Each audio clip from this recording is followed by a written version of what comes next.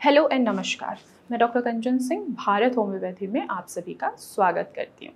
और आज के इस वीडियो में मैं आप सभी से बात करने वाली हूँ फेफड़े में होने वाले इन्फेक्शन के बारे में। तो फेफड़े में इन्फेक्शन तभी होता है जब हम छोटे छोटे अपने साइन और सिम्टम्स को इग्नोर करते हैं।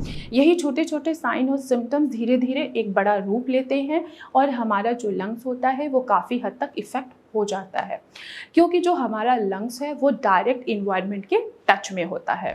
आप जो सांस लेते हैं वो डायरेक्ट नाक से होता हुआ हमारे फेफड़ों तक पहुंचता है और वहीं से एक्सचेंज होता रहता है। तो अगर आप अपने छोटे से छोटे साइन और सिम्टम्स को इग्नोर करते हैं तो ये क्या होगा कि आपका लंग्स धीरे धीरे इफेक्ट होता चला जाएगा और बड़ी डिजीज़ के रूप में वो कन्वर्ट होगा, जैसे कि निमोनिया, जैसे कि अस्थमा, जैसे कि COPD, जैसे कि ILD।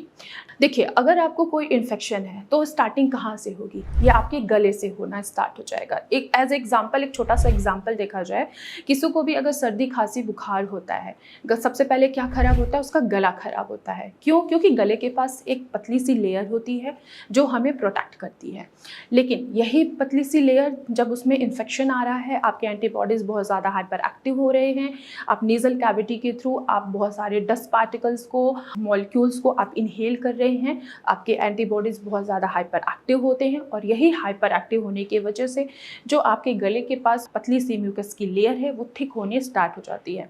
थिक होते होते एयरवेज में क्या होती है? स्वेलिंग होनी स्टार्ट होती है, इन्फ्लामेशन कॉज होता है। तो देन ये धीरे धीरे आपको सिम्टम्स दिखाई देते हैं, जैसे कि स्नीजिंग होना, यानी कि लगातार छींकें आना, नाक से पानी आना, आँखों में खुजली महसूस करना, नाक में खुजली महसूस करना, खांसी का आना, कभी बलगम वाली खांसी, कभी सूखी वाली खांसी। अगर आप इन छोटे छोटे सिम्टम्स को अगर इग्नोर करते हैं तो ये एक बड़ा रीज़न बनता है आपके लंग्स को इन्फेक्ट करने के लिए, जैसे कि अस्थमा। अगर हम अस्थमा की बात करें तो अस्थमा भी क्या है कि आपके एयरवेज में इन्फ्लामेशन होने की वजह से ये डिजीज़ धीरे धीरे डेवलप होती है।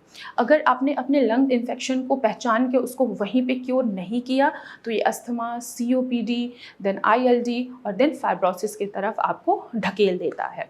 अपने छोटे छोटे साइन और सिम्टम्स को पहचानिए और लंग इन्फेक्शन से बचिए। तो आइए चलिए समझते हैं कि हम कैसे पहचान सकते हैं कि हाँ, ये लंग्स इन्फेक्शन यानी कि फेफड़े के इन्फेक्शन की तरफ हम बढ़ रहे हैं। अगर आपको छींकें आ रही हैं, कंटिन्यू छींकें आ रही हैं और पूरे 1 महीने आप नोटिस कर रहे हो कि सुबह उठते, दोपहर में भी, रात में सोने से पहले भी आपको कंटिन्यू छींकें आ रही हैं और छींकते ही आपके नाक से पानी आ रहा है, सर्दी जुकाम हो रहा है और ये पूरे 1 महीने तक का प्रोसेस है, तो इसका ये मतलब है कि आपके लंग्स में अब इन्फेक्शन हो रहा है, अब आपको ट्रीटमेंट लेने की ज़रूरत है। ये राइनाइटिस भी हो सकता है, ये साइनोसाइटिस भी हो सकता है, ये दोनों डिजीज़ कॉज कर सकते हैं आपको अस्थमा की तरफ। दूसरा, आप सिम्टम पहचान सकते हैं कि क्या आपको लंग्स इन्फेक्शन है या नहीं है।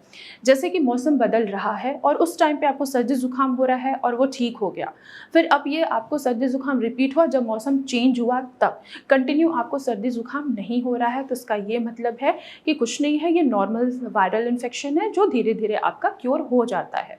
लेकिन यही अगर वायरल इन्फेक्शन कंटिन्यू पूरे 1 महीने रह रहा है तो आप समझ जाइए कि आपको फेफड़े में इन्फेक्शन हो चुका है, अब इसको ट्रीटमेंट कराने की ज़रूरत है। मैं आशा करती हूँ कि आप लोगों को समझ में आया होगा कि आखिर फेफड़े में कैसे इन्फेक्शन होता है और हम इसको कैसे पहचान सकते हैं। तो आज की वीडियो में बस इतना ही, फिर मैं मिलूँगी नेक्स्ट वीडियो में, तब तक के लिए धन्यवाद।